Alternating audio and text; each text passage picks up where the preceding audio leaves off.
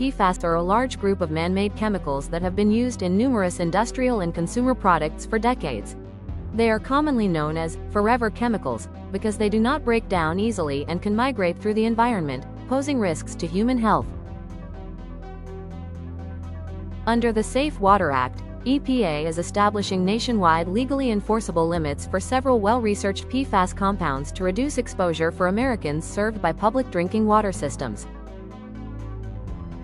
They collaborated with EA to develop and test innovative solutions for effectively identifying and mitigating PFAS contamination in drinking water. EA designed and installed 6 compact pilot systems in existing water treatment plants across 4 states. Each system can test 6 different adsorbent media simultaneously, while meeting specific individual operational parameters. The systems are flexible to test multiple treatment media and methods and user-friendly for easy monitoring and adjustments.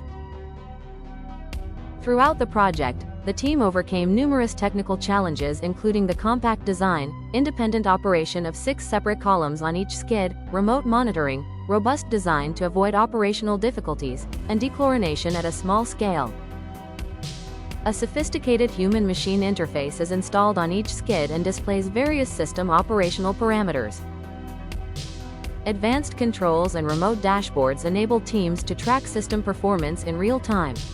These pilot tests provide crucial data on treatment efficiency, operational costs, waste management, and long-term maintenance needs.